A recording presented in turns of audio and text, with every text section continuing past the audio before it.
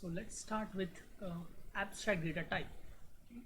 So if you look at computer science, it's actually a game of building various types of abstractions. For example, we say that data is stored as bits, as 1 and 0. But if you actually notice that there is nothing called a bit, what we have is underlying electronic circuits. And bit is an abstraction that we have built over the state of those circuits. Similarly, we say that our data is stored into various files. But if you actually go and look into your hard disk, there is nothing called actual file. Again, file is an abstraction that we have built over the underlying data storage. Again, when we run our binaries and executable files, we say that all the instructions are finally the machine code. Okay. But again, if you think carefully, machine code is really an abstraction which is provided by a processor to us. We tell the processor that execute a particular machine code, and then processor goes and does certain thing. But we are not really aware of how processor executes it. So if you have, say, a processor with you and you are executing a particular machine code over it, and if you move to a newer processor, a better processor of the same family, it will have the same machine code for the same operation, but it might be performing the same operation in a more efficient manner. So that's the nice thing about abstractions. They allow you to change the underlying implementation without really affecting the clients or other programs or people who are using it. Similarly, various basic data types in our programming languages, they are an abstraction which is supported by the programming language. Okay. So some languages will have just say integer, floating point numbers and characters as the basic data types, while some languages might provide you strings and few other data types. Okay. So these languages, they are running on the same underlying digital computer. Okay. So however, each of them has provided us different abstractions. Okay. So in computer science, we do go on building various abstractions. Okay. So the main question to ask is, what is it that we really achieve through these abstractions? Okay.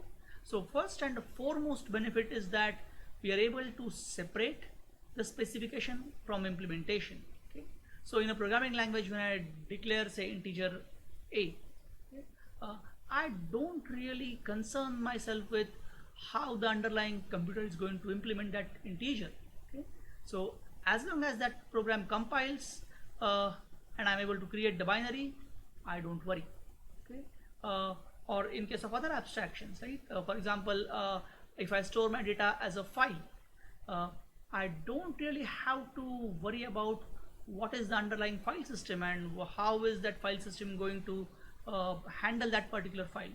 All I need to know is the path of the file, and I need to know the operations to perform over the file. I can open the file, I can add data to my file, I can delete data from my file, I can close the file, and so on. Okay. So it gives me the freedom that I can still have the same specification, but I can have completely different implementation. And it also gives us a freedom to use something without knowing the underlying details.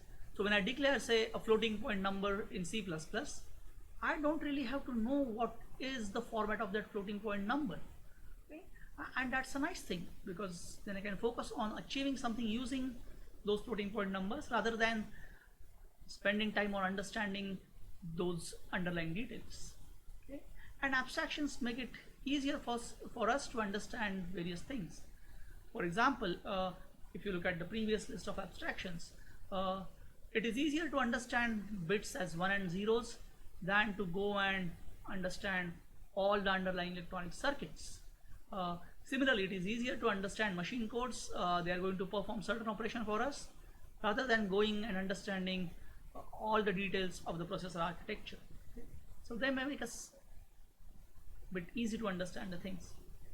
And the last and the most important things, these abstractions, they help us to build more complex abstractions to achieve our goals. So bit is an abstraction over the underlying circuits, and then files are abstractions over these digital storage, which which stores data as bytes. So bytes are again composed of bits, and all the storage hardware, they would store data as bytes, but files give us the abstractions over those bits and bytes. Okay? So we go on building these more and more abstractions. Okay? Because these abstractions, they are closer to what we are dealing with in the real world. So for example, if I store my data as relations, again, it's an abstraction of the data. Now let's come specifically to ADT, or abstract data type. What is an abstract data type? It's a collection of values and operations that I can perform over those values. Okay, so that's the definition from the Algorithms in C++ book by Sedgwick.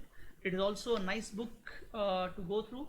So if you plan to read more about this topic, I would definitely suggest this particular book.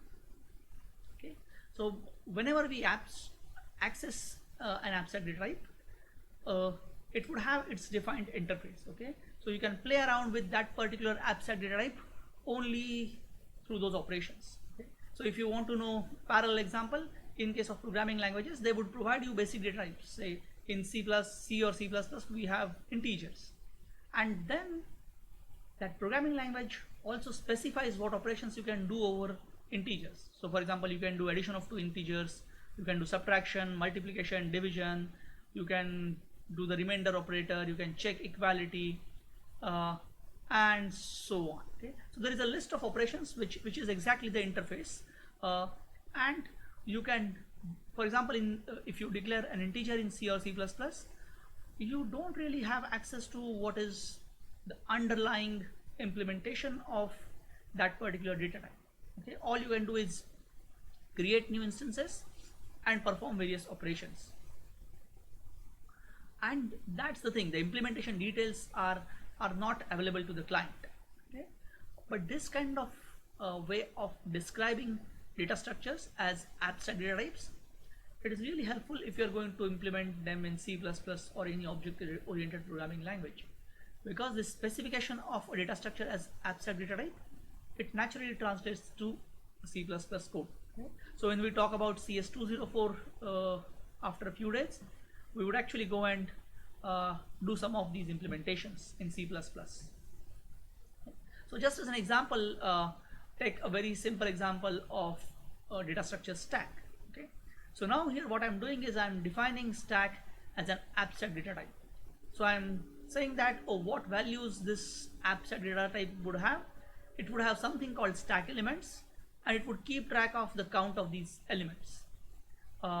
And what operations it will support? It will support operations create new stack, push something onto the stack, pop something from the stack, check if the stack is empty, and check if the stack is full. Okay, so if you notice here, I have not anywhere talked about the implementation details. I never talked about how my stack elements are going to be arranged or what will I do with them. I never talked about how count of elements is going to be implemented.